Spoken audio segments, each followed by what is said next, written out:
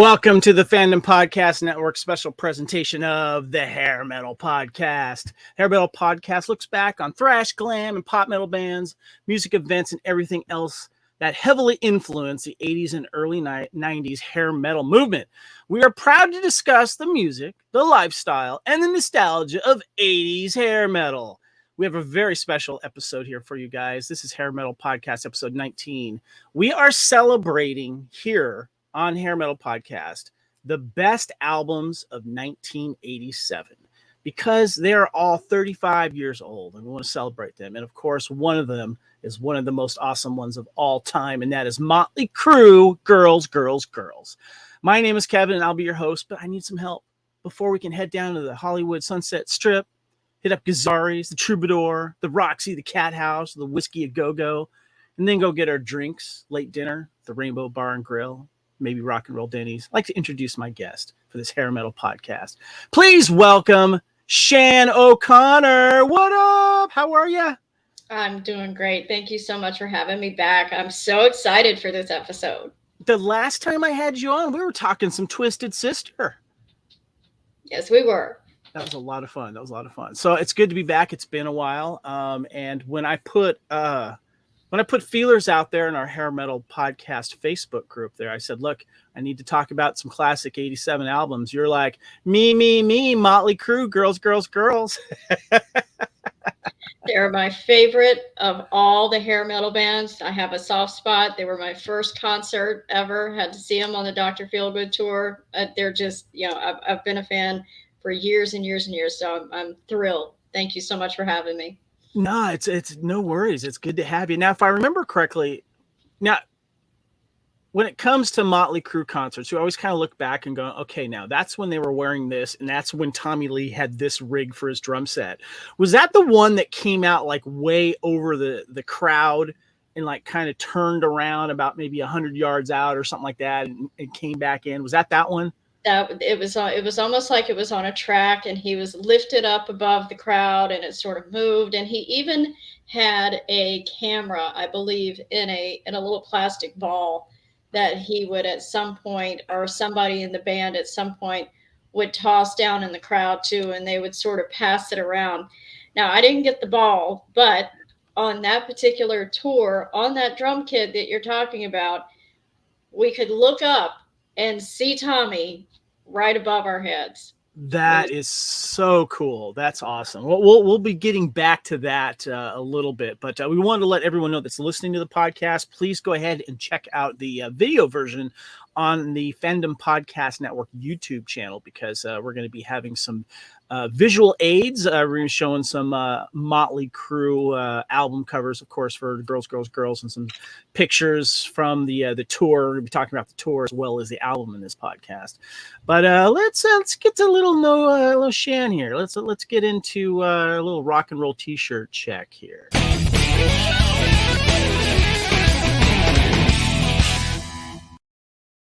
I always like to see if we're rocking some rock and roll t-shirts. What you got there, Shan? Mötley Crüe. Ooh, I like that. What is that one? That's pretty cool. Is that the Ouija board? Is that what that is? It is a Ouija board. It's got the roses here, and we've got the pentagrams. It's sort of a compilation of the Crüe throughout the years.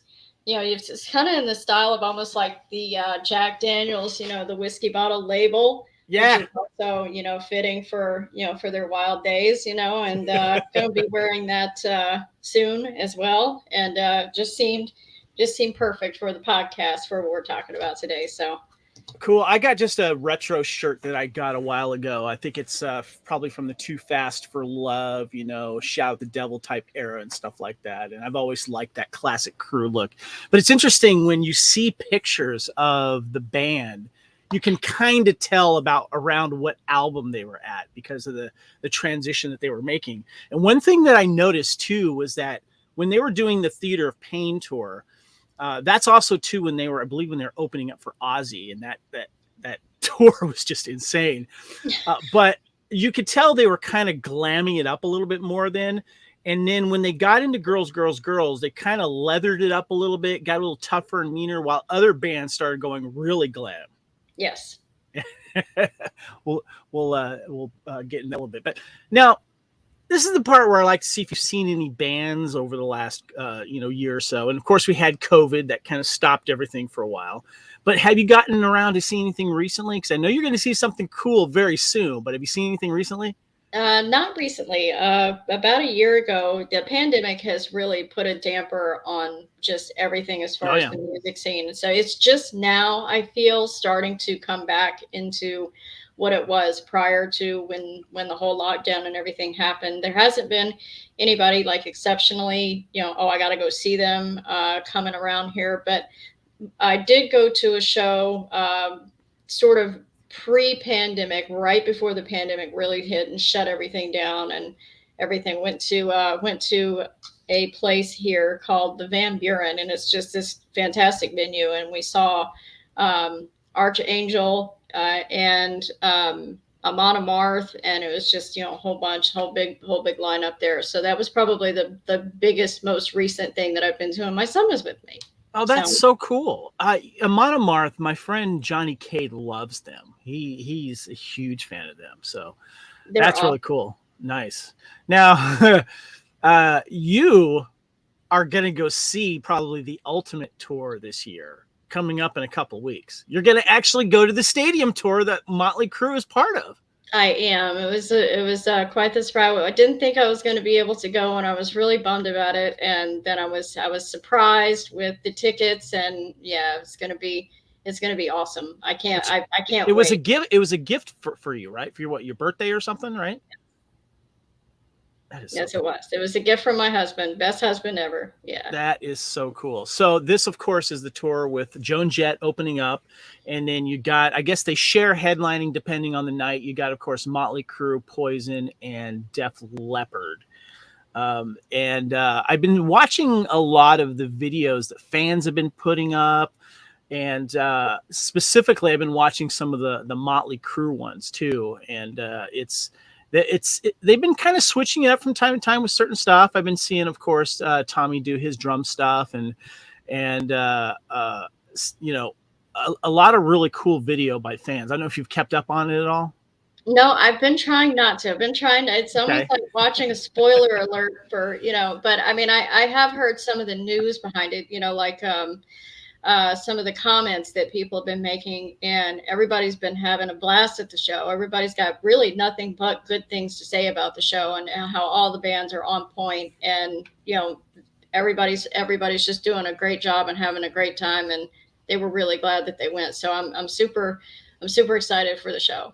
Yeah, well, that's cool because I know there's going to be, it's just a lot of nostalgia is going to be around that, and I'm really excited for you. Are you one of those that you got to get your concert T-shirt there as well, and maybe something else? Are you planning on Yes. getting something? Yeah, this one I think, because I this is like one of the best lineups that, as far as 80s bands, that you could possibly hope for. Yeah. I mean, to see them all at one time, and so I imagine that the T-shirts that they're going to have are going to be just outstanding. And if you're going to get a concert T-shirt, this is probably the tour that you want to get a T-shirt from, because I don't Yeah, know if you've seen this lineup again. I know you could probably get your Def Leppard shirt, you can get your Joan Jett shirt, you can get your Mötley Crüe shirt, your Poison shirt, and I'm sure there's one that has like all of them on it. Have you thought about what you're going to get? I think I'm going to get the one with all of them on it, because, like I said, this is an experience. Like, Yeah. with this kind of lineup, I mean, you definitely want to commemorate that. So that's what I think I'm going to go for sure. That's really, really cool. That's awesome.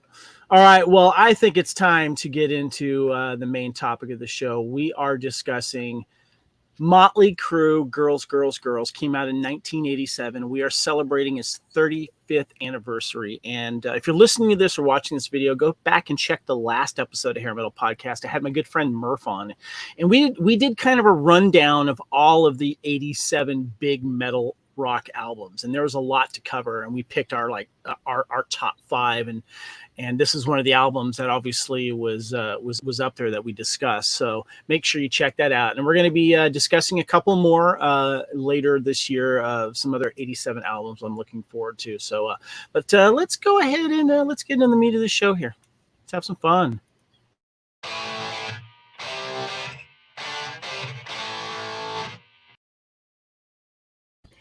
Okay.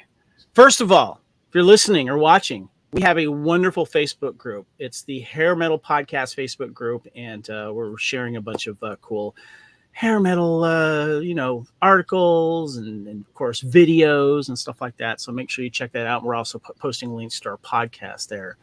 But this next segment, news and hair metal history, Shan, I've decided to keep it in with the Mötley Crüe theme, and I wanted to mention Mötley Crüe: The Dirt.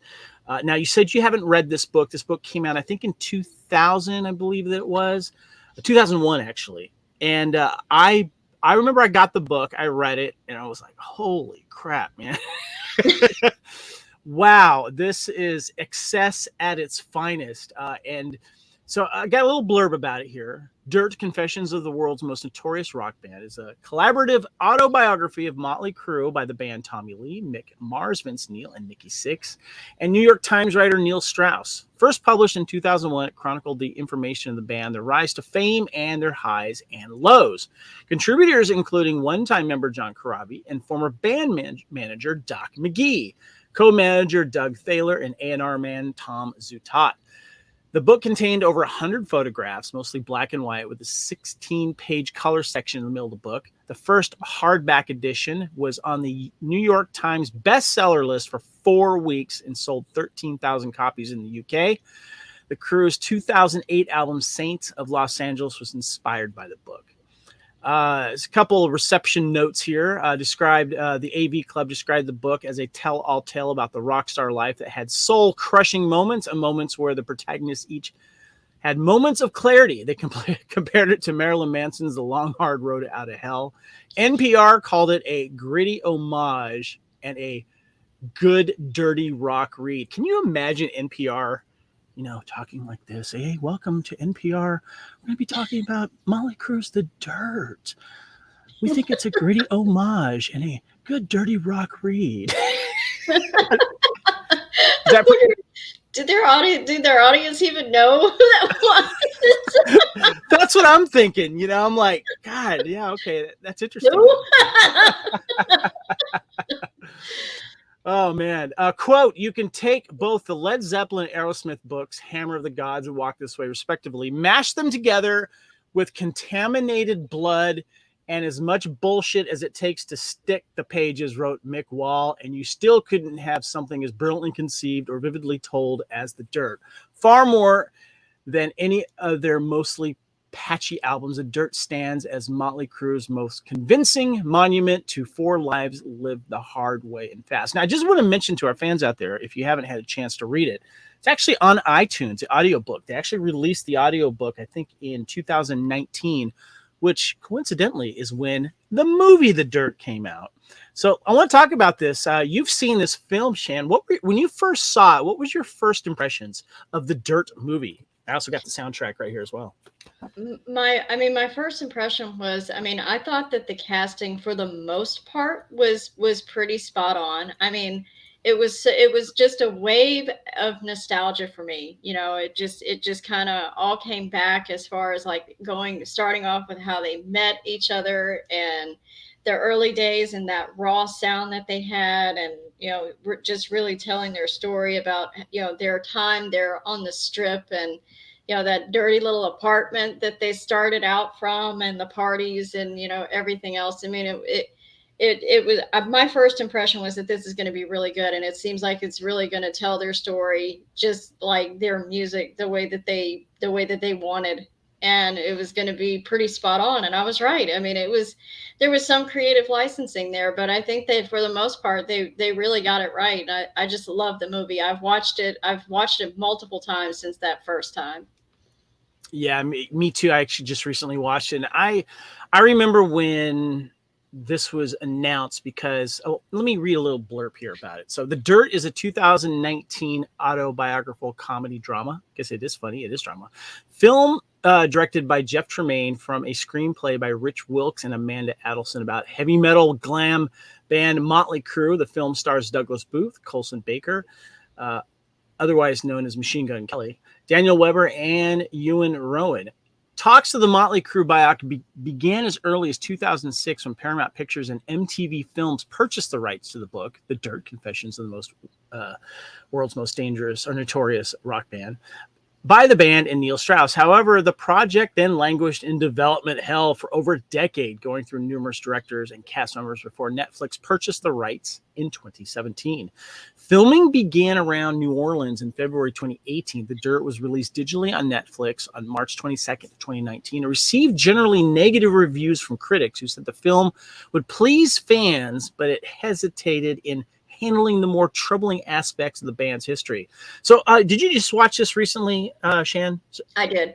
Okay, so I got a question for you. Okay, so yes, it didn't cover everything. It gets an R rated for obvious reasons, and there was some liberties they took, but the film itself I think kind of pokes fun at that a little bit, especially when the actor that played Doc McGee said this didn't happen, or the actor Yoan plays McMar says that's not how it happened. But it kind of paints the general picture, which I was fine with, and I knew I wasn't going to get exactly what I wanted. Did you go into that feeling that way as well, or did you expect something a little more like realistic? I guess. No, I didn't expect. Because it's Mötley Crüe. I've seen their videos. Okay. Honestly, that was my first clue, right? Right. I mean, they have a little bit of the theatrics, and they have a little bit of the shock value, and they poke fun at themselves, and they've always sort of done that. So no, I absolutely went in with it, that this is going to be the same way. I think it's going to be an autobiography, yes, which it was, and I thought it was very spot on for most of it, save for some just little minor details. But I mean, I knew that it was going to be fun, and it was going to be a great watch, and just to see their story was going to be, it was all about entertainment, because that's who they are. That's what they do as a band. Yeah, and I think that when they got down to it, they realized they had to cover some key moments of their lives. Okay, first of all, you got to talk about how they formed. All right. Obvious. Okay. Then you got to talk about, the excess. You got to show the excess, the groupies and all that kind of stuff. But then you got to get into the real drama. You got to show Razzle's death with Vince Neil. And then you got to get into Nikki Sixx pretty much dying, barely coming back to life. You got to get into the Heather Locklear wedding with Tommy Lee. The scene that still gets me, though, and I think it's very underrated, is Vince Neil's young daughter. Was it Shyler? I think it is. Skylar. Skylar that passed away. That little girl just acting her little heart out. I'm like, I get choked up every time I watch that scene. I got to tell you. And then the breakup, of course, and John Corabi, album as well. They touch on all the big things, and yes, maybe, timelines kind of blended a little bit and stuff like that. But I thought that they did a really good job, at least touching on the big things and certain dynamics of the band. And I was fine with that. I'm sure you were as well, right? Oh yeah, absolutely. I know. I remember at the time that it came out, some people that were like more diehard than myself were upset, and all that. But I mean, I thought they did a great job, and I think they did touch, like you said, on all of those key points and all of those key moments and those pivotal, band changing and life altering sort of things. I mean, over the years, and I mean, if some details are not exactly 100% accurate, I mean, I think we're kind of lucky to be getting any accounts of these stories at all. How these, I mean, all things considered, I mean, these guys lucky because they're still alive, or lucky because it's Mötley Crüe. Lucky because they're still alive to even tell the tales as they remember them. So I mean, I'm sure there's probably a lot of blur. Yeah. There's a lot of details got blurred. I did want to ask you, what did you think of the casting of the main band members? Like I said, we got Colson Baker, aka Machine Gun Kelly, as Tommy Lee, Douglas Booth as Nikki Sixx, Daniel Weber as Vince Neil, and I think it's Ewan Rowan who plays McMars. All of them except for Daniel Weber are all either English or Australian actors, which I thought was kind of funny. But I wanted to get your thoughts on the actual performance by the young actors that played, the band members. I thought that like I said, for the most part, I think they did a great job with the casting. I thought the guy that they had playing Nicky was spot on. As Yeah, far as Douglas Booth. Yeah. yes, as far as like his attitude and his mannerisms and the way that he everything, the way that he performed in the part. And the actor that played Vince Neil, the same thing. The only one that was a little off the mark for me was an actor that I love from Game of Thrones. I tried really hard to see him as Mick Mars, and it just kind of. But at the same time, he got that mysterious, dark, brooding sort of guy. That Because Mick Mars. he played such a bastard in Game of Thrones, and that's pretty much all you see, is right. Yeah, well, yeah, and he didn't look the part either. Really. Okay. I mean, as much as some of the other ones did. I mean, how they turned Machine Gun Kelly into Tommy Lee, I was just sort of phenomenal to me, because I mean, he was fantastic. He Yeah. nailed that. And Yeah, it's plus he had to go through like an all body makeup thing to remove all of his tattoo, because he's like full body tattooed, And so Ewan Rowan, of course, played Ramsay Bolton on Game of Thrones, and that's where most people know him from. But I thought he kind of had the attitude, especially, and he kept calling Tommy Drummer. That's kind of funny. But yeah, I love the movie. I love revisiting it. It's a lot of fun. I kind of find myself, though, kind of more into the first half than the second half, because the second half gets pretty heavy with all the other stuff that happens in the band breakups and stuff like that. But I just love watching their origin story. It's very entertaining. So yeah. right. No, I And agree. go ahead. The actor that did Vince, I mean, I love at the end of the movie where they put all of them side by side to show you, Yeah. just how accurate the portrayal really was. Even if the look wasn't 100% there, that guy had, I mean, he had those moves and those, just the stage presence and everything down pat. It was just, I thought he did a great job. I think my favorite scene in that film actually is when they arrive at that party to try to recruit him, and he's got all the chicks swooning over him, and they notice that, and they're like, yeah, we need that. Definitely.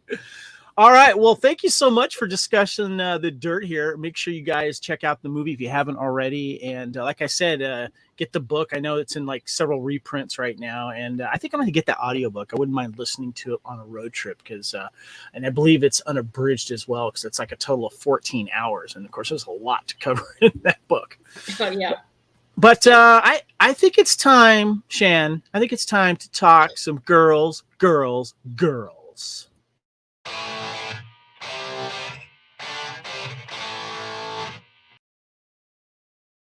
We are discussing Mötley Crüe's Girls came out in 1987, and it is celebrating its 30th anniversary. I just want to talk about the album cover real quick here, Shan, because we had the Theater Pain album prior to that. The guys are a little more glammed up, and we can tell that, when you see certain pictures of the band, you can kind of tell what era they are. And it's funny because they kind of decided to shed the glam a little bit more, get a little more gritty, throw on some more leather, ride some motorcycles. And this also is during that time where they were really kind of they said there's that famous interview of them showing, I think Vince shows, yeah, we may wear lipstick, but we're still can kick your ass type stuff. And they talked about how they were pretty much a gang as well. We saw that a little bit in the movie.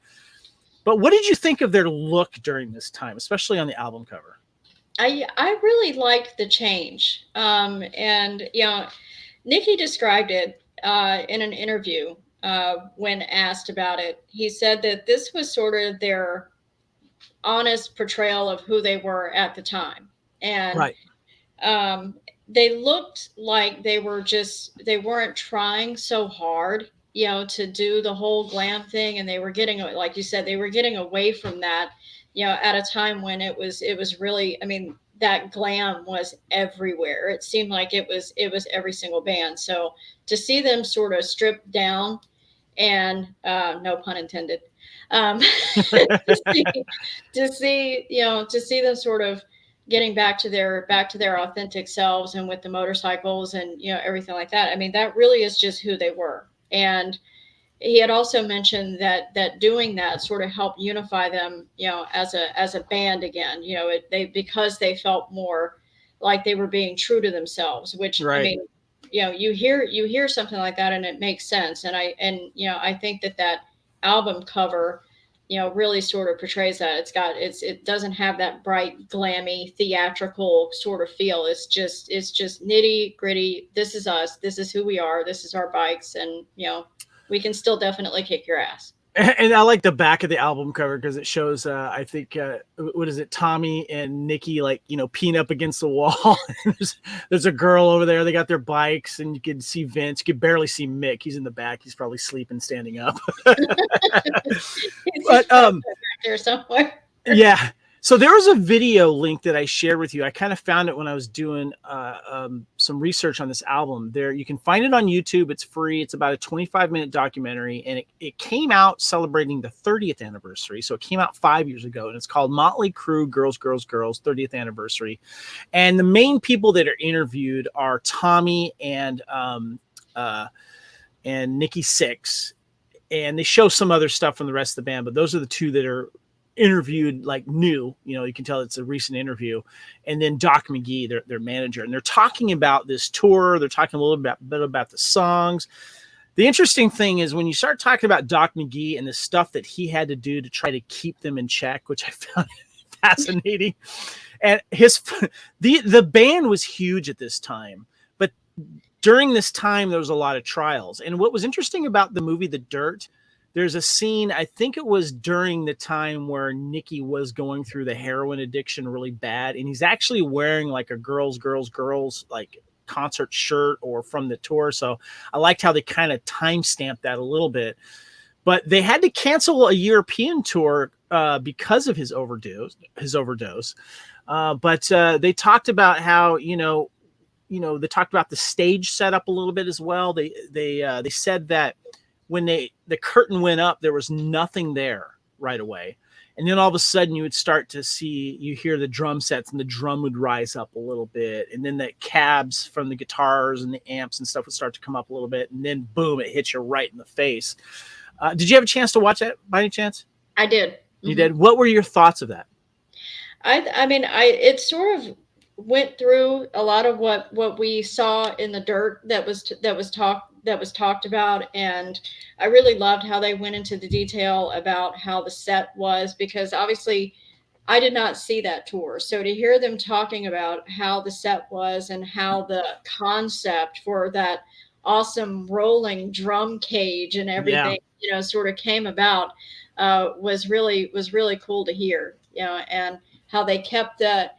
This just kind of goes back to what we were talking about a second ago about them just being themselves and being true to themselves. They actually had the motorcycles and everything, underneath the stage. So I thought it was all very cool, and it was great to hear a little more detail about how the set was and the behind the scenes from the two of them at that time. Yeah, it was. What I found interesting too was that, okay, so they're headlining this tour now. Previously, of course, they were opening up for Ozzy and doing some other stuff like that, but this was their headlining tour. This was probably their first major solo. We're the top bill guys now. We're not pairing up with anyone, and they were the headliners for this whole show. And we'll get into that a little bit more later, but I wanted to touch on the album itself. So they had, this is also too when the Nasty Habits, the girl singers, would join them on stage. We had them with us, and they had some other additional musicians doing some background stuff. And I noticed too that Phyllis St. James, I was wondering who that was, because when I was listening to the song, I think it was Dancing on Glass, you can hear a woman's voice at the end singing. And I guess it's Phyllis St. James, because I think she was one of the Nasty Habits, which I thought was interesting. I got a little information I found on the album here. It said Girls, Girls, Girls is a fourth studio album by American heavy metal band Mötley Crüe, released on May 15th, 1987. I think that's a good time to release both movies and an album, especially if you're getting ready to go on a big summer tour. The album contains the hit singles Girls, Girls, Girls, You're All I Need, and of course the MTV favorite Wild Side. This is where I learned about Tommy's kit, Shan. Did you? Like that? Because I had not gone to seen them at this time. No, and I really loved how they did that because, like I said, this was before the time when I was really able to go to the concert. So I wouldn't, if it had not been for that video and them sharing that in that video, the people sitting at home would have never known. So I mean, that was a little stroke of brilliance there because I don't think there was anybody at that point that wasn't watching MTV and that didn't see, at least from our generation, right? Right. And they played that video a lot. All the So, time. Yeah. I mean, it was, I won't say it was on a loop, but I mean, it was hard to miss if you were on MTV for any length of time. And everybody after that video came out was talking about the song and was talking about that drum kit.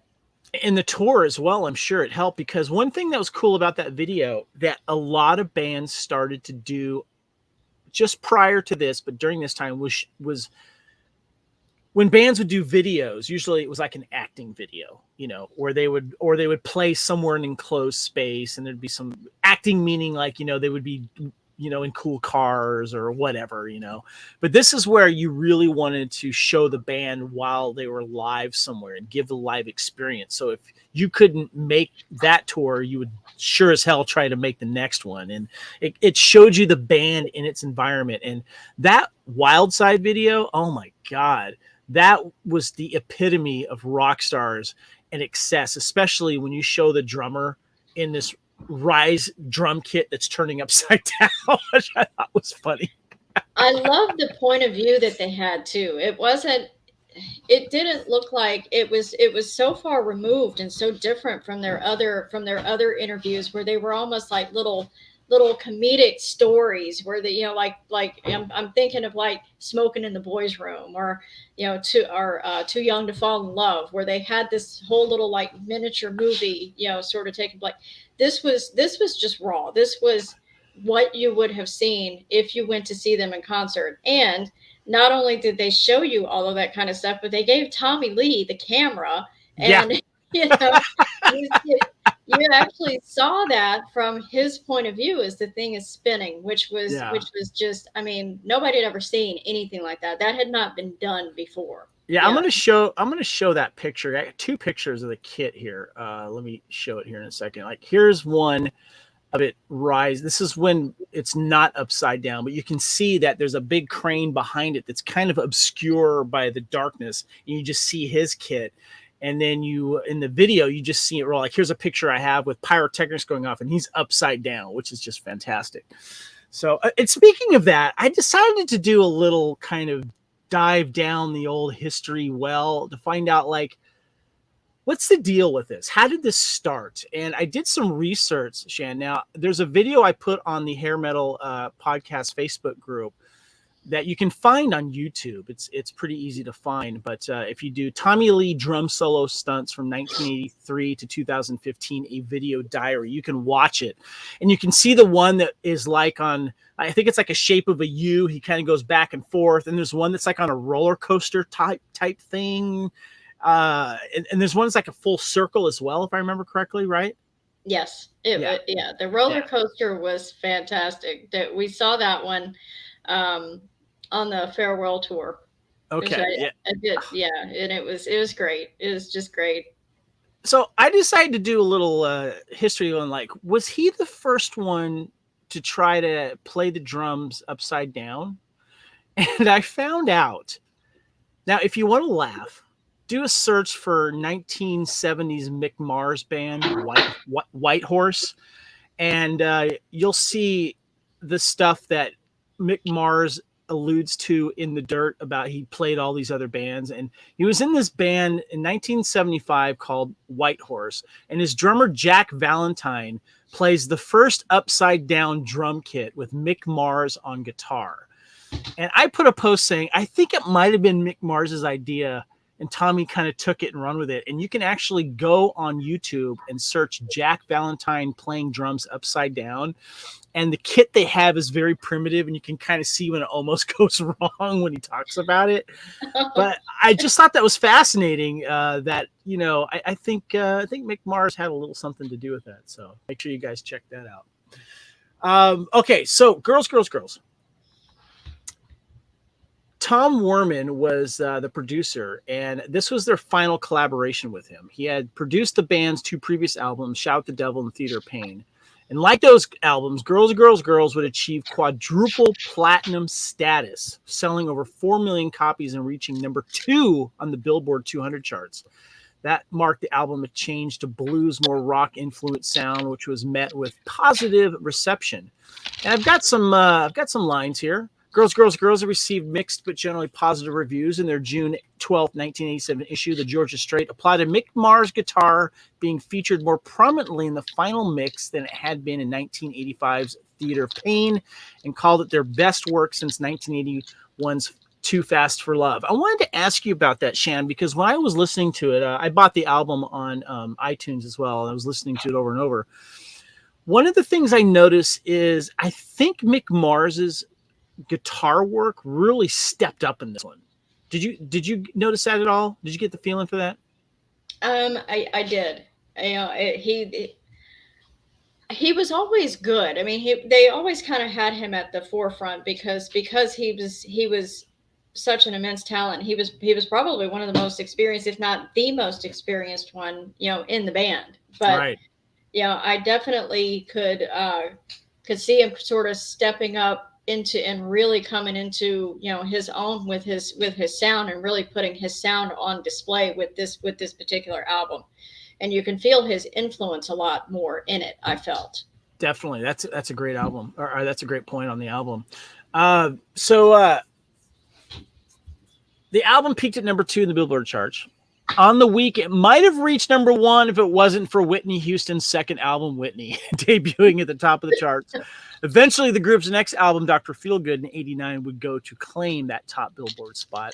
The album is also the band's 3rd straight album to go quadruple platinum. And Metal Hammer placed the album on their top list of the top 20 best metal albums of 87, called it an arena rock juggernaut. That video I was telling you that was celebrating the 30th anniversary, I liked how what was it? Nikki Sixx was saying how Girls is just one of those songs that is so popular everywhere around the world. I think there was a strip club somewhere that plays it like at the top of every hour, and they have a routine to it and stuff like that. But it got some reviews by All Music, gave it 4 out of 5. Collector's Guide to Heavy Metal gave it a 5 out of 10. Metal Storm gave it a 9 out of 10. Pop Matters gave it an unfavorable review, and Rolling Stone Album Guide gave it a 3 out of 5. So compared to the albums prior to that, it seemed like it was probably the best-selling one. Mm-hmm. Where does it stand with you compared to the previous albums? I'm not going to throw Dr. Feelgood. I want to kind of take you back in time to 1987, Shan. Well, definitely better than Too Fast for Love. Too Fast for Love really has almost that garagey, sort of, before anything was polished up, and before they really started feeling comfortable, and had maybe a little better equipment. Feel to it. We had a lot of cowbell, and that's true. Had a lot of cowbell in Too Fast for Love. But then from the transition, I think from their biggest transition, is me personally, was from Too Fast for Love to Shout at the Devil. Shout at the Devil blew my mind. That was the first thing that I ever heard from them, and my jaw was on the floor, and I was a Mötley Crüe fan from that moment until now. and we're sitting here talking about them. That's a good point. But I think they had this great way of not only changing their look but also changing their sound, just a little bit, album to album to album. And if I had to probably choose a favorite from the early time, mine would be Shout at the Devil. But I really loved Girls, Girls, Girls, and a lot of the sound on here. And what I love most is kind of harkening back to what we were talking about, the prevalence of, and presence of Mick Mars in there with those really heavy riffs and those guitar solos and stuff like that, and that bluesy sound Yeah. that he sort of interjected into a lot of that album, which we saw, I think, a little bit of on Theater of Pain, but it was really it was more prominent here, and I really really like that. So I definitely would say it deserves more than a 3. You know, it's out of the early ones, it's Shout at the Devil for me, and then this one. I'm with you there. Shout at the Devil and this one are my favorites. And I'm a huge fan also of 10 Seconds to Love. I love that song. I love Shout at the Devil as well. Theater of Pain, I think, probably is my least favorite of their albums, even though I like it, but it's got one of their biggest hits, Home Sweet Home on there, of course. But yeah, definitely. Well, I want to actually dive into the album a little bit more right now. I want to then also talk about the track listings a little bit more too, and get into our thoughts on that. So this album was released, Girls, Girls, Girls, was released on May 15th, 1987. And of course, it was the 4th album. And in a 1987 interview, Nikki Sixx stated that the album took 4.5 months to record. This was also the first time the group would work with Tom Werman. And of course, the project features 3 singles: Wild Side, Girls, Girls, Girls, and You're All I Need. And all the lyrics were written by Nikki Sixx, except of course Jailhouse Rock. And then several of the other band members helped co-write some of the songs in there. But Nikki Sixx gets all the writing credits, as he usually does. He's the main songwriter on there. But I want to dive into. We're going to do it this way. We're going to talk about side 1 and side 2, because that's how we got the album back then. If you got it on cassette, if you got it on album, maybe early CD. I don't know if they were still making 8 tracks back then, but you had side 1 and you had side 2. So right off the bat, Shan, we get Wild Side. Boom. In your face. Kicks you in the teeth. What's your thoughts on that song? To me, that was one of their heaviest songs to date at that point. It had that raw feel and was covering some really dark material, just like Shout at the Devil did, but it was just a much better, much cleaner sound. And I just loved how aggressive it was, and I thought it was a great track to really open up that whole thing, and just it sort of grabbed you. And when you started listening to the lyrics of it, you're like, whoa. I'm gonna bring that up in just a second, but what I love about the intro to this song, this is like a great driving song, on a motorcycle song, or a great workout song too. If you're in the gym and you're listening to this thing, it just gets you pumped up. And also too, I think one of Tommy's best drumming in his songs ever. That one, and then Dr. Feelgood. Tommy's drumming in that is fantastic. The way he's hitting some of the cymbals on the edge and at the top, and it's just a really good, really good drumming with Tommy. But yeah, it just starts off with the first verse: "Kneel down, you sinners, to streetwise religion. Greed's been crowned the new king. Hollywood dream teens, yesterday's trash queens. Save the blessings for the final ring, amen." I mean, it just kind of gets right in there. And then the verse 2 is: "I carry my crucifix under my death list. Forward my mail to me in hell. Liars and the martyrs lost faith in the Father, long lost in the wishing well." Jeez, Nikki, getting dark there. I'm telling you, it's dark stuff, but it's it's great though. I love it. I absolutely love it. Oh man. So the next song we have here, we get right into Girls, Girls, Girls. Probably the biggest song on the album, would you say? Yeah. Definitely. I'm not going to say it's the best, because I don't think it is, but I do think that it was very wise to market it the way that they did. And it is a great song. It's fun. It's just fun. It's just raunchy and it's fun. And yeah, it's got a great, it's catchy too, and I so it's laughed at probably the most well known. when I was living in Atlanta for about 12 years, and I didn't really take note of the line "Tattletales" in Atlanta because I guess, of course, that's a strip club there. And I actually, I remember when I was driving by it for the first time, I'm like, wait a minute, that actually exists. Then I think they mentioned a Fort Lauderdale one, but the thing that I like about it too is like the first verse gets right into kind of describing the band itself. Friday night and I need a fight, my motorcycle and a switchblade knife, handful of grease in my hair feels right, but what I need to make me tight are those girls, girls, girls. Of course, it goes into it. Red lips, fingertips. It is a rock anthem, and it's just one of those when it is starting to play live, you're just getting into it big time. So yeah.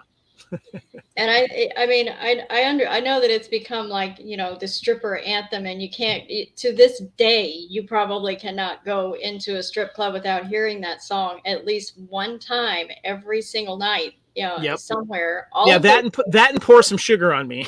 They're rivaling each other for the song of the strip club, the anthem of the strip clubs. But I think, if there was a song that probably encapsulated that whole era and what it was about, it's that song.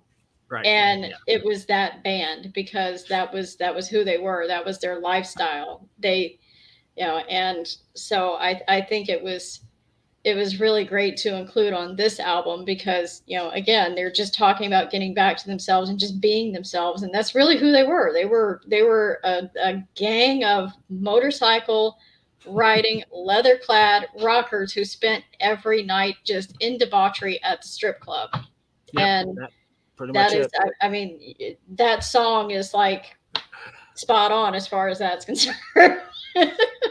The next three songs on side one, we have "Dancing on Glass," and that's the one that has the girl singing towards the end. And according to Reddit anyway, and also, she's credited in the album as well as Phyllis St. James. I'm assuming that it's her. She was one of the Nasty Habits.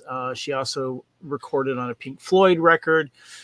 Then we've got Bad Boy Boogie, and then we have Nona, which, if I remember correctly, I remember hearing, I think it was Doc McGee was saying that Six was not close to his family, but apparently he remembered his grandmother, and I think his grandmother passed away, and he wrote that song for her. But of these three songs, Dancing on Glass, Bad Boy Boogie, Nona, what are your thoughts on those?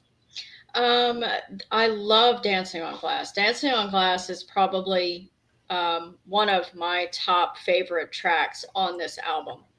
I just lyrically, musically, it really I felt like it was very personal, talking about Nicky and his addiction and where he was, at the time. And Well, it was that darkness still, and where the first time we really heard anything from him about that, and anything that personal that wasn't just rock and roll fun, and yeah. which was the majority of the album, right? And then you have this song, and you can tell that he's writing about himself and where he's starting to really struggle with the addiction there and trying to stop, and not being successful, and his whole experiences with it there. And it to me is just a great song. You're right, and one of the here's one of the chorus, or one of the verses here. It says, "One foot in the grave, such a foolish child. For a date with death, sign the dotted line. I've been through hell. I'm never going back. Dancing on glass." So yeah, yeah, and it's got a really good rock rhythm to it as well. I really do enjoy that song. That's a good one there. I do too. And as far as Bad Boy Boogie, that's one of the ones that we really start to, where I think we really hear Mick a lot with that Yeah. bluesy influence. That song has got a great riff to it and a great feel to it. It's a great tune. I really like both of them, off of that album. The one verse I like here in Bad Boy Boogie is, "We're innocent in every way, like apple pie and Chevrolet, sweeter pies with different shapes, 38, 28, 38." I thought that was pretty funny.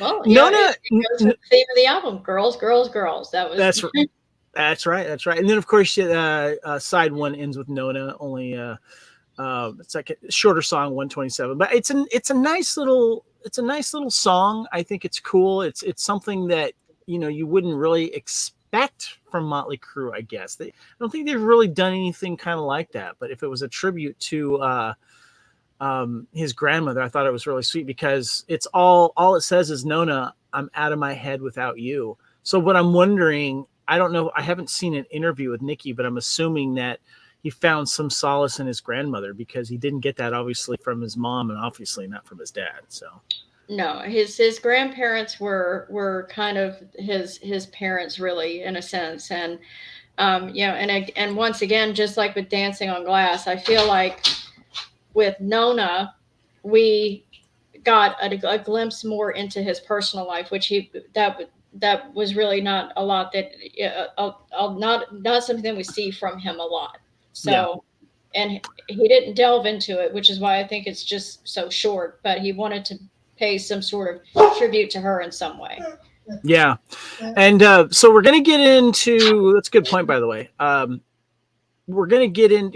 Actually, it's interesting you say that because Doc McGee mentions in that short thing that he didn't really talk about his family a lot. But it would seep out in his lyrics or in his drug use or what have you. So that's interesting that you say that. So we flip the side to side two here. We've got 5 Years Dead. And speaking of Nikki Sixx, he talks about how he likes this song because it was around 5 years that the band had been around. And he thought that, I think to some degree he was surprised they were still around. But it's got a really cool hook to it. I like this. It starts off by saying, "Uptown, downtown, haven't seen your face around. Paper said you shot a man. Trigger happy punk down in Chinatown." And then it goes into the chorus, "5 years dead. You're 5 years dead." And Sexy Sue from Hong Kong, "Asked around, right and wrong. Out of town, change your mind, or you'll get 5 years with a ball and chain. 5 years dead." So what did you think of 5 Years Dead?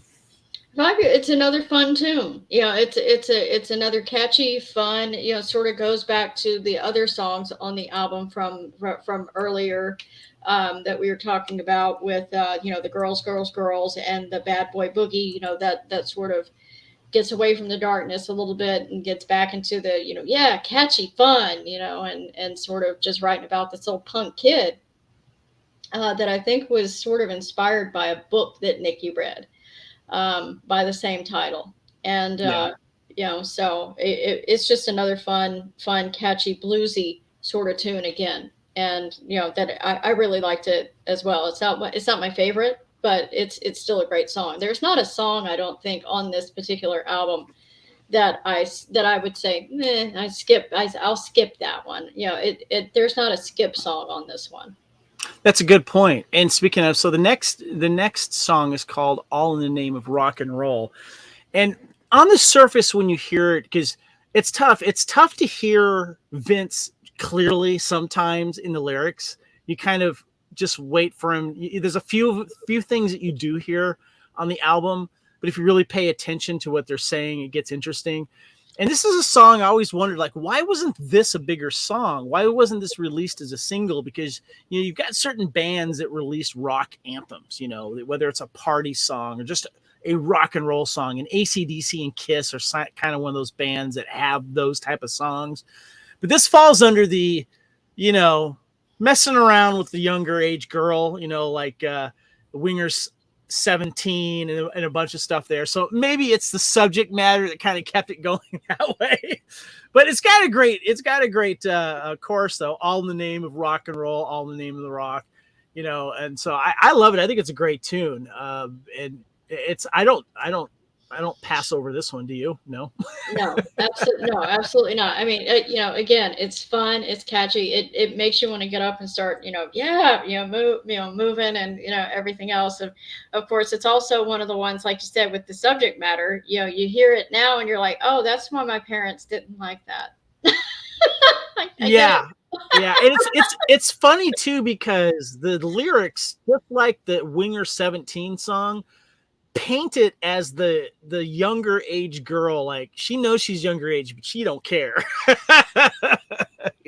Yeah, and and of course that would never fly today. But I think we have to consider the time. We have to consider the time, and that's what they were dealing with. I mean, with on like the groupie scene and everything else, talking about the girls and the groupies and stuff like that. That those little girls were trying, and they were the ones like giving the attention and stuff like that. So that was who they were talking to. I don't necessarily think that was who they were targeting, so to speak. But I mean, I think, yeah, I mean, it was for the girls, and they were I don't know a teenage girl, guilty myself included, that wasn't like, ooh, yeah, and got all excited about that at the time. Definitely written from inspiration for sure. The next song, Something for Nothing. I love the intro to the song, and it's got a cool hook to it musically as well. And but it kind of ties in a little bit. It kind of reminds me of Welcome to the Jungle lyrics. Like, you got to be careful with what you're doing on the street, because something may seem free, but it ain't. You're going to be paying some type of price there. It starts off by saying, foolish bride, call me up, begged to scratch her itch. Rich old man got the needle, slipped and dropped a stitch. Name the time, name the price, leave your door unlocked. I'll bring a toy guaranteed to put the spring in your shocks. Something for nothing. Well, Great line. Never free. Something for nothing. Leave the money where it's easy to see. I know, right? Great tune, though. I love the tune. Your thoughts? Oh, yeah. Absolutely. I mean, it was just, I mean, if you're looking for just raunchy and debauchery and, everything else, and just 100% sex, drugs, and rock and roll, that's one of the songs that you're going to put on. Yep. This is true. Okay. We got to talk about this song, because this song was actually released as a video. And that is You're All I Need. Okay. So this song fooled me when I first heard it, because I didn't pay attention to the lyrics. And I can only assume many prom parties, maybe wedding dances. Oh, let's play the You're All I Need. Vince sings it so nicely. I'm sure it's a beautiful love song. No. Are you sure? This is basically a guy who is obsessed with a girl, and he's going to kill her, basically. It starts off by saying, the blade of my knife faced away from your heart. Those last few nights, it turned and sliced you apart. This love that I tell now feels lonely as hell from this padded prison cell. Dude killed his woman, man. And what I like about the video is that it doesn't shy away from that. It doesn't try to fool you. No, it didn't. I remember that there was a lot of controversy around this song, because I don't know, the PMRC kind of had their field day with the whole thing, and then this video came out, and everybody was, collectively clutching the pearls, and oh, this is bad. Yeah, the second verse is straight up hard. It says, laid out cold. Now we're both alone, but killing you helped me keep you home. I guess it was bad because love can be sad, but we finally made the news. What I'm curious about, and I'm wondering if this was inspired by some true events, not necessarily that happened to, Nikki or the band itself, but I was wondering if there was like there was a lot. What was happening was those starlets getting killed by, people that didn't want them to take all the credit, or being stalked by. And there was like Star 80. There was that movie came out with Eric Roberts, was based on, I think, I kind of can't remember her name right now, but there was some like famous murders of girls that were women that were up and coming and starlets that were, that got killed, or, I remember Rebecca Schaefer, from My Sister Sam, little things like that. I'm wondering if that was inspiration for this. I do think it was based off of a true story, if I'm remembering correctly, and I may not be because it's been a long time, but I seem to remember reading somewhere that it actually was inspired by a true story of basically an obsessed boyfriend stalker, type situation where, he murdered his girlfriend so that basically no one else could have her. Yeah. And so I do think it was inspired by a true story or something that had actually happened, a true crime event. Yeah. And then the last song on side 2 is the live recording of Jailhouse Rock, of course, Elvis Presley cover. And I got to say, it's a pretty darn good cover. It's sped up a little bit. I like it. They also later on did a cover of Anarchy in the UK by the Sex Pistols. Good. But I like this tune, and that's going to be a fun one to play. I assume you're a fan of this one as well. Yes. You can hear the crowd getting into it, because it's a live version. And I think for at least for myself, and maybe, probably for some other fans in the crowd there, it was probably unexpected. They probably were not anticipating hearing that from them. So, I'm thinking that it's probably just a nod to maybe some early influences, that they had, because I can't think of a lot of rock bands that weren't inspired by Elvis at, around that point. Everybody always mentions him as sort of an inspiration or an inspirational figure. So it's probably just a nod to him, and maybe Mick Mars had something to do with that, as well, because you could really hear him shredding on the guitar, in there, and that's one of the things that makes it as fun as what it is, and makes it a good cover is his playing on that. So, I gotta think too, Mick. I gotta think too, because Mick being about 10 years older, he probably actually saw Elvis in concert. Would be my guess. I do. Yeah.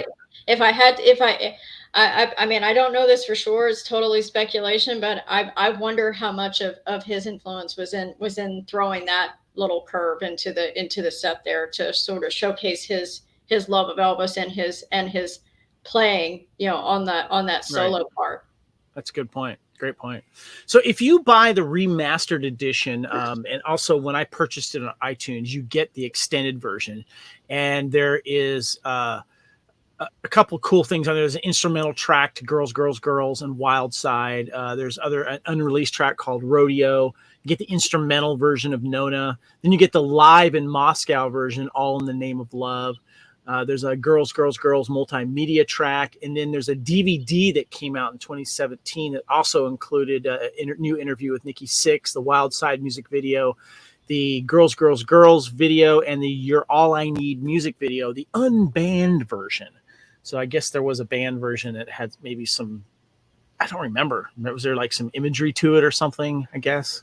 Yeah. Probably. I mean, it was such a different time then, and like I said, with the PMRC coming for everything, I mean, any little bit of gore or, they might have showed the girl actually tied up or something like that, and somebody said, "Oh no, that's not right." happening. Right. Yeah. I mean, it could have been anything along those lines.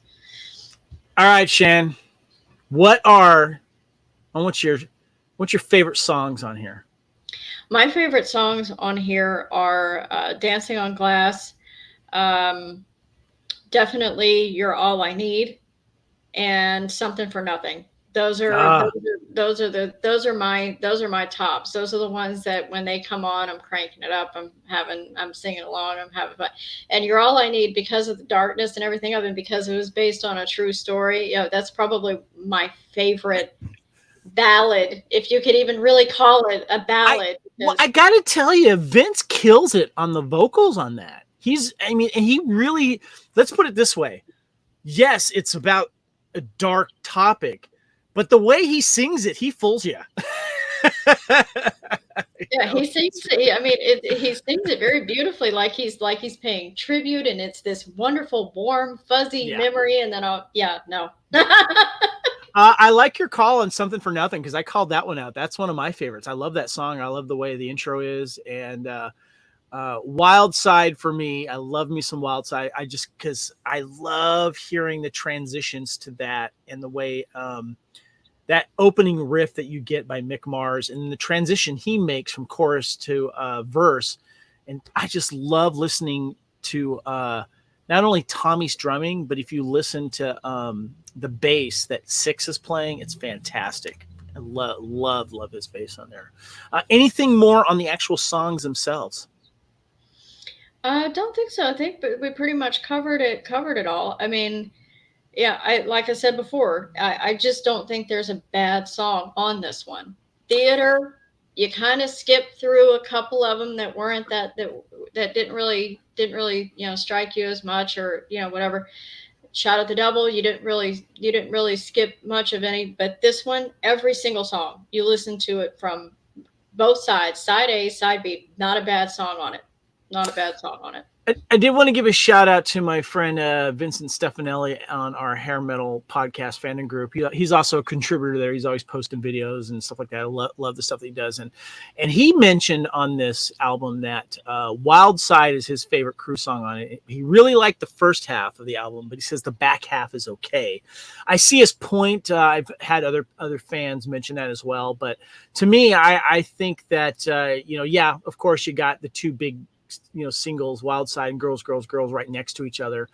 But when you get into 5 Years Dead and All in the Name of Love and Something for Nothing, it keeps rolling. Yeah, I don't know if I would necessarily skip past anything.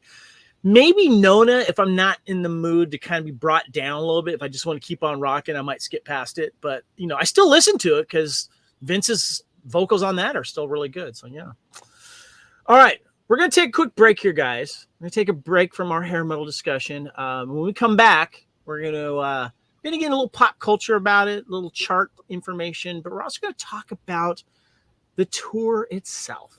But we're going to have a little break. We're going to let you know what other great shows are happening here on the Fandom Podcast Network.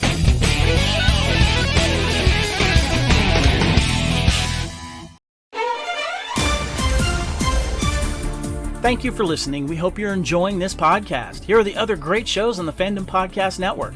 Culture Clash, where we discuss the latest in entertainment and pop culture. Blooded Kings, our show covering the entire Highlander universe. Couch Potato Theater, we celebrate our favorite movies.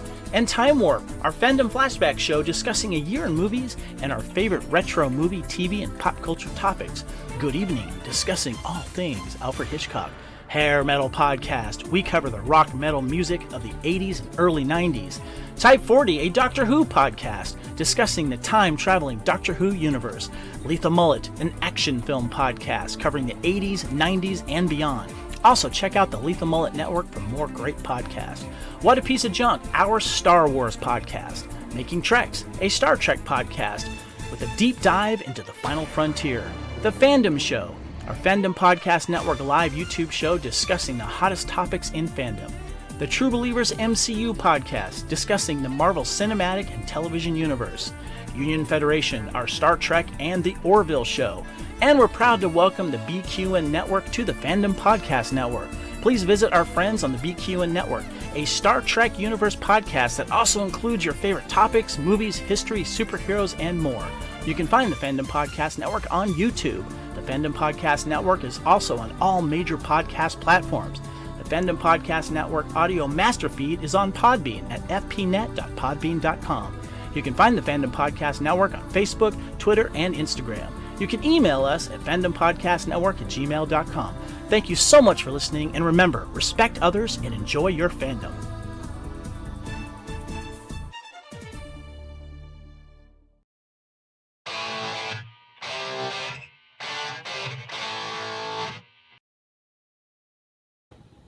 All right, welcome back to the Hair Metal Podcast, episode 19. We are discussing Mötley Crüe's Girls, Girls, Girls 1987 album. It is celebrating its 35th anniversary. Shan, does it seem like 35 years ago?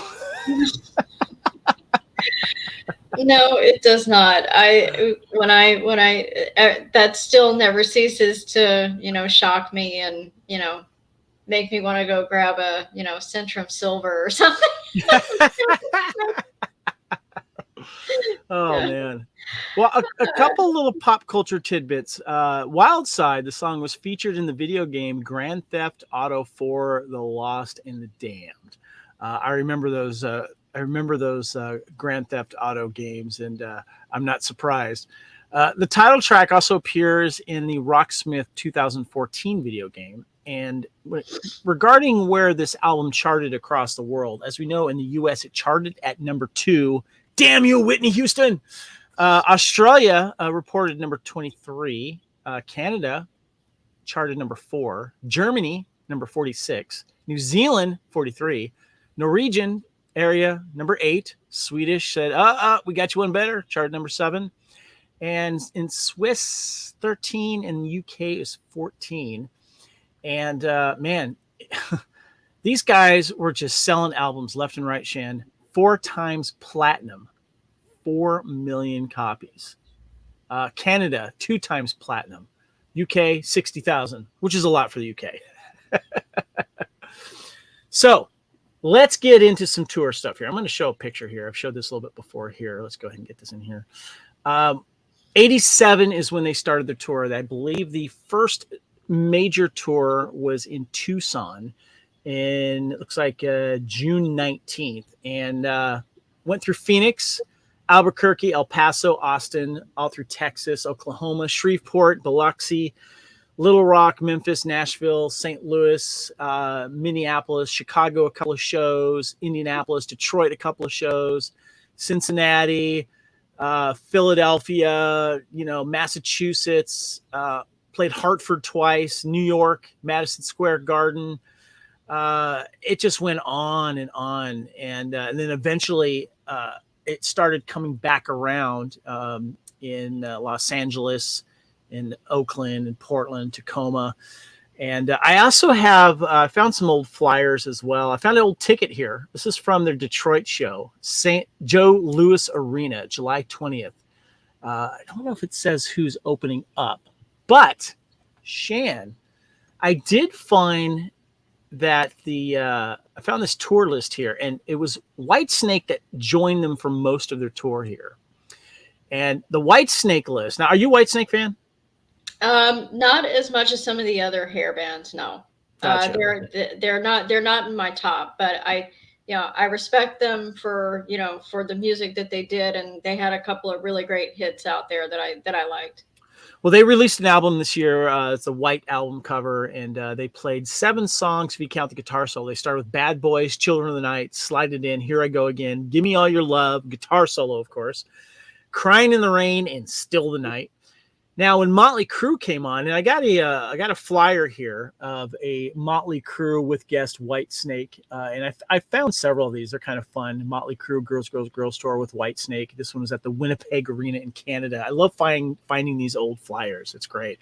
But here's the Mötley Crüe set list. Starts off with All in the Name of Rock, of course, which is a great song to open up for if you're going to be doing that.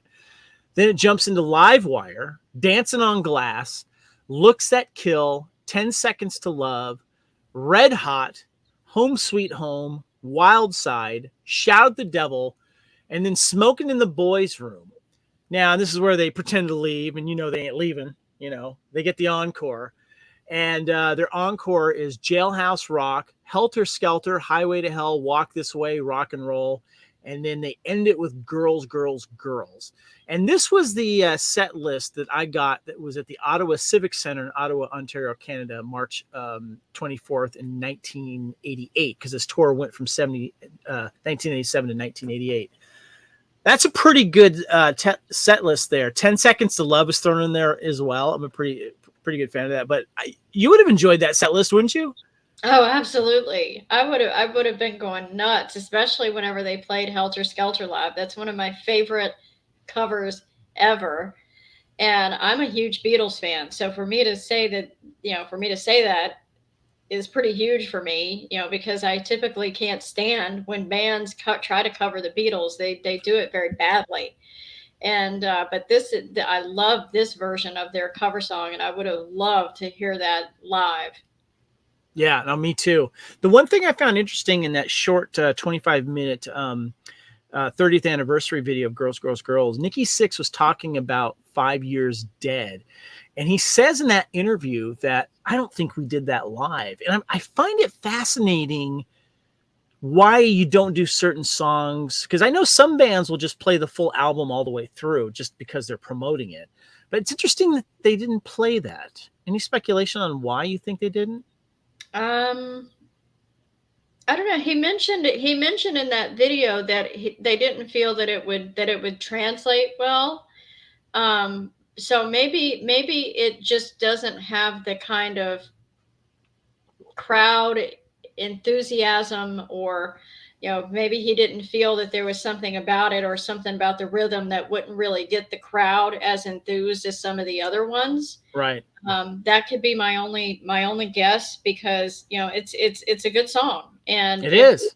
if you're going to be promoting the album, why not just do the whole thing all the way through? But I think that sort of is them sort of doing it their way again. They probably, and it may just be that they want a little bit of variety and not have things be so monotonous for them, because they're playing these Right. things all the time, or what have you. Maybe it's something to do with that as well, that they just don't want to play that one because of time constraints or how it's going to Right. affect the crowd. That's a good point. And I've always found that fascinating, how there's certain songs that maybe weren't released as singles on, a popular album by bands, and they don't play it live for whatever reason. I always like to find out why. And I'm forgetting the name of the song, but there's a Cure song on the Crow soundtrack that came out in '84 with the movie that they didn't play at all until recently. I think there was like 2017 or 18. The Cure finally played that song live from that Crow album, and I thought that was kind of fascinating. But I wanted to show you this picture here, and if you're listening to this podcast, at least do a search for it. So there was another up-and-coming band in '87, getting kind of popular, called Guns N' Roses. Now, interesting thing about that album, from what I remember, and I wanted to get your recollection on this, they released the album in '87, but it didn't quite take off right away. So they were doing some opening gigs, and I have a flyer here of Mötley Crüe headlining the Los Angeles Coliseum, which ironically is where I first saw Guns N' Roses in '89, opening up for the Rolling Stones, and Living Colour opened up for them. And they were opening up for Mötley Crüe at this show. It was December 13th, 1987. Do you remember when you first really remember hearing about Guns N' Roses? The first time I ever heard of Guns N' Roses, was again via MTV. Metal was ruling everything at that point. And it was right in like the thick of where every video pretty much on MTV was metal. And the first time I was introduced to Guns N' Roses, or even heard of them, was the video "Welcome to the Jungle." Yeah. Yep. I remember hearing of them, but I didn't have MTV at the time. I'd have to go to a friend's house and watch it that way. But I remember really getting interested in them after I saw the Deadpool, the Dirty Harry Clint Eastwood movie Deadpool. And it was about how celebrities were getting knocked off, getting killed. And it was a young Jim Carrey that was playing this up-and-coming rock star. And the song that he was making a video to was the Welcome to the Jungle song. In addition to that, all the members of Guns N' Roses were actually in that movie. There was when the character Jim Carrey that was playing gets killed, spoiler alert, there's a funeral scene, and you see Guns N' Roses in the funeral scene.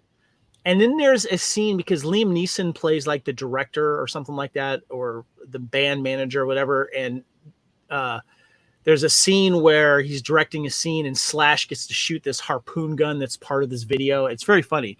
But that's when I first found out about it. But the reason why I'm telling you this is because was the slow burn of Appetite for Destruction. But when they jump on this tour like this, I got to say they got to get some extra fans. And in '88 is when that album really took off for Appetite for Destruction. But man, would I have loved to have seen this show in LA. I didn't know about this show until after the fact. Guns N' Roses opening up for Mötley Crüe. Can you imagine? That would be fantastic, because I mean, we had talked about, the top albums of that year. And that one is absolutely one of my favorites. Yeah. I got another cool poster here, Mötley Crüe flyer here. And I think this was kind of done later because it would make a good t-shirt, but it shows live at the Memphis, Tennessee, July 5th, 1987, with Whitesnake opening up. But I did find Mötley Crüe Girls t-shirts. They're still out there. This one I found was white, and it has Crüe in big letters and Mötley above it, and of course it shows the album cover, and then the back it shows the World Tour '87. I can't imagine too many of these shirts around still in good shape. What is your oldest concert shirt that you have, Shan? I don't have it anymore, and I'm really angry about it. It was from the Dr. Feelgood tour when I went, and it was white, and it was a tank top. And I loved it, and I think I probably what probably ended up happening to it is I probably wore it until it fell apart. I stopped buying white T-shirts at concerts. I went with the black ones. I have an old Cult concert T-shirt that's white, but the one that I'm most proud of is the Guns N' Roses and Metallica concert that they did in '92 when they did that big tour together. And I still have that shirt. And I keep it in good shape. That's the one that I'm proud of there. But I learned my lesson with the white. I mean, I blame my age and inexperience because I was in middle school, and I remember I would try to wear it at school, and every single time I would get in trouble. I would get cover it up. And so I would cover it up, and then I would wait for the principal or the teacher or whatever to walk away, and then I'd be like, take off. It's funny you say that. You know what I got in trouble for in high school was making those studded bracelets and stuff like that with the spikes on them. They outlawed those, and I was I went to Tandy Leather Workshop, and I was making them myself and selling them to my friends and stuff like that. Yeah, in fairness, it was a pretty vulgar tank top. Now that I'm thinking about it, and probably nothing a 13, 14-year-old girl should be wearing to her middle school class, but that was me. For the video, I'm showing some slides that were promoting the tour, of course, and I found this one from Iconic Pics. I thought it was a great picture of the band with the Nasty Habits and the red outfits. I don't know which one is the singer that did the backup for Dancing on Glass, but as far as I can remember, since then, this tour, I don't know if they had the Nasty Habits in Theater of Pain tour. Do you remember or not if they did? I don't think so. I know that they had. I don't know if it was the same women, but I know Right. that they had them and the Dr. Feelgood tour. I don't think they had them in Theater of Pain. Gotcha. Yeah, I got a couple of shots from the concerts here, and here's the girls here next to Vince, of course, singing, and this is another stage setup here that you can see where the drum kit is set inside, and it looks like it's getting ready to take off there. But yeah, this must have been a great show. Here's a picture I got from when they went to Japan. They were big in Japan, definitely. And that drum kit, that's just amazing. I wish I could have seen that rolling one live. That would have been great. How many times have you seen Mötley Crüe? This will be my when I go to the stadium tour coming up. This will be my third. So Gotcha. So far, I've seen them twice. I have seen them twice as well. When they reunited in the early 2000s, and then I saw them again around mid 2000s, I think it was. Yeah. Maybe I'll see the stadium tour. I really do want to see those bands again. That sounds like a lot of fun. But did you know that there's a Mötley Crüe tribute band with all girls called Girls, Girls, Girls? I did not. And I did I not. thought this was great. I found out that they are the first and best all-girl tribute to Mötley Crüe. Hails from New York City and has taken the world by storm since their breakout performance at a New Jersey strip club in 2007. On her 31st birthday, court stenographer Patricia Nielsen got a bass guitar. She had never touched an instrument in her life. Within 15 months, she would be playing her first show, and within a few years, she would be part of a nationally known Mötley Crüe tribute band, opening up for acts as Leonard Skinner, Korn, and the Yeah Yeah Yeahs. And the band has notable history in its heyday from 2007, 2009. And they also appeared on the VH1 That Metal Show, which I thought was pretty cool. Got to tell you, for my birthday in 2018, Shan, when I was still living in Georgia, I went to go see the Iron Maidens, all-female tribute band for Iron Maiden, and they were awesome. Nice. I would have loved to have seen Girls, Girls, Girls. No, hey, I am all for the cover bands and stuff like that. I've seen some really, really great cover bands, and to have an all-female band cover them, I would so be there if they would come to my area or whatever. I would definitely go see them.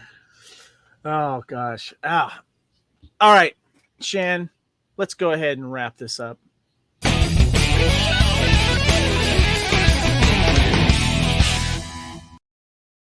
Shan, first of all, I want to thank you so much for coming on and talking some girls. I just want to get your final thoughts on this album and kind of take me back in time a little bit. Is there any other story that you have when you remember when this album came out, and where does this particular album with the rest of them stand now? It's still to this day is one of my favorites, and it holds a special place for me because it's sort of my first introduction to some of the real debaucherous sort of raunchy songs that they had, and I had it on cassette, and my parents were pretty strict, and when they found out that I was listening to this, I can't tell you how many times I would have to re-record it, get a hold of bootleg copies. My parents would hear some of the lyrics and they'd say, "Absolutely not," and they would take it away, and I would find.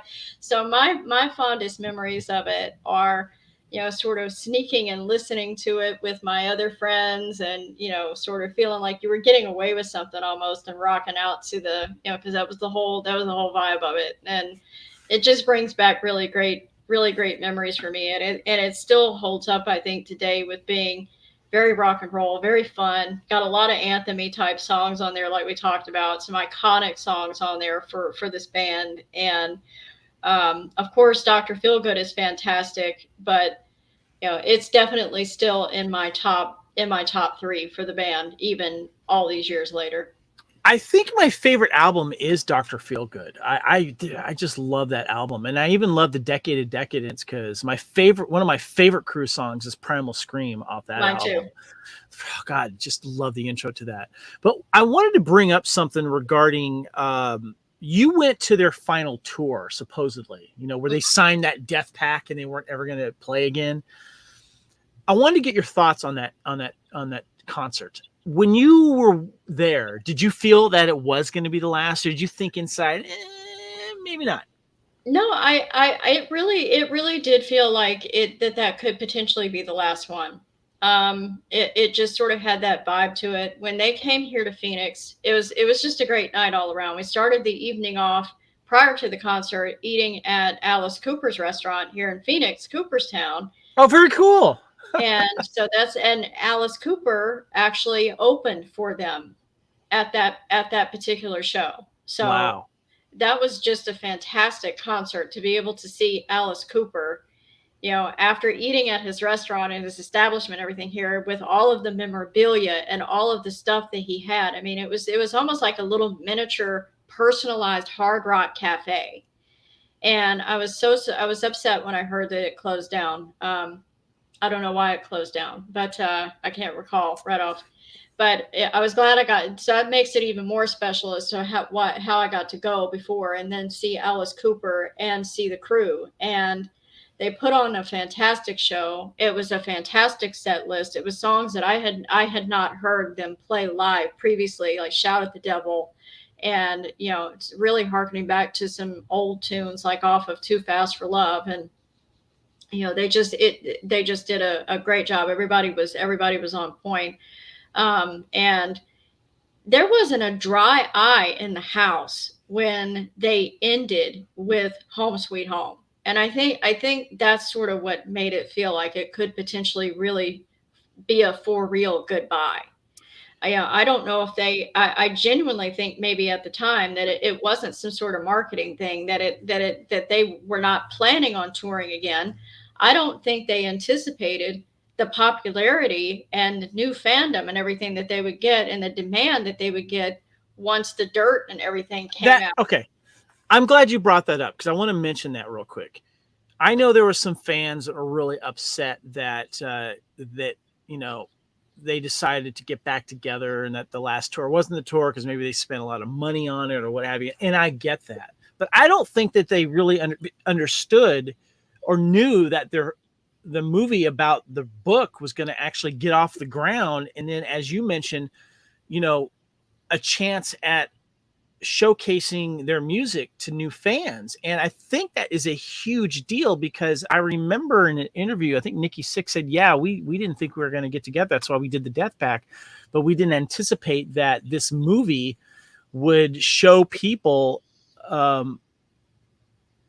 our music. And I was talking with a girl at work. She's around 20 years old, and she was watching that Tommy and Pam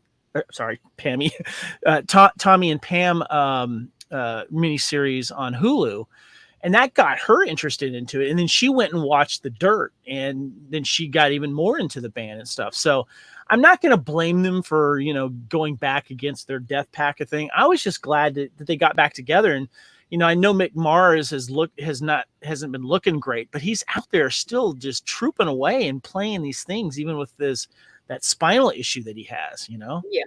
Yeah. I mean, he's had that for years and years and years. It's a degenerative thing, and I think it's great that he's still able to do it because he loves it. So Yeah. I know if it were me and I had a debilitating illness that was just going to continue to get worse, I would play for as long as I could. I would do what I love for as long as I can. And I would feel exactly the same way. And I agree with you. I'm glad that they sort of went back on their death pact, because something happens when these four guys get together.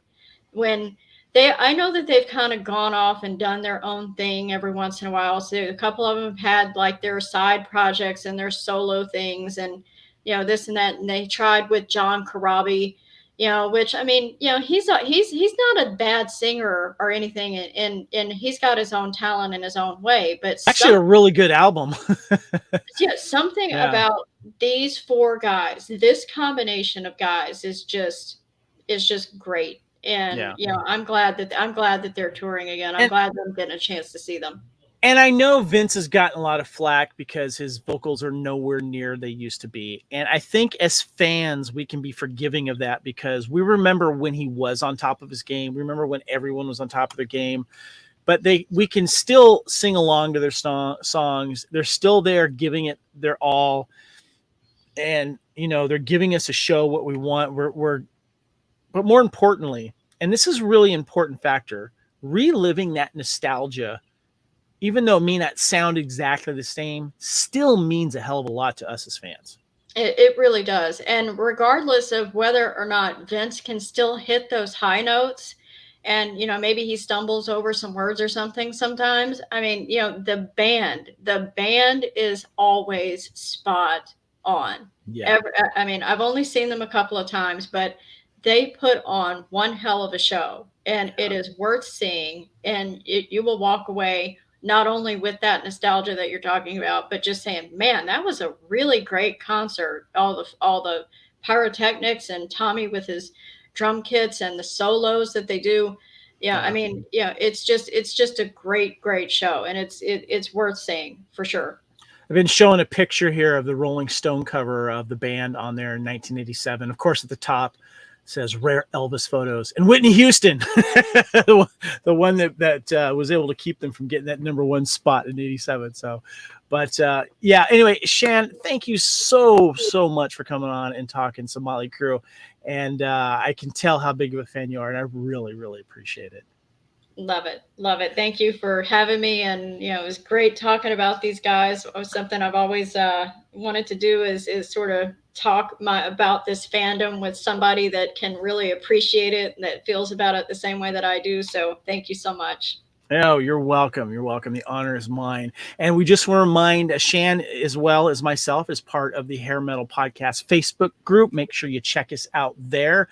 Get in there. And also, if you're listening to this podcast, as I mentioned before, check out the video of this. We've been showing some cool pictures of the band, and also to head on over to YouTube and follow us on the Fandom Podcast Network. That's where this podcast, the Hair Metal Podcast, and all the other shows drop.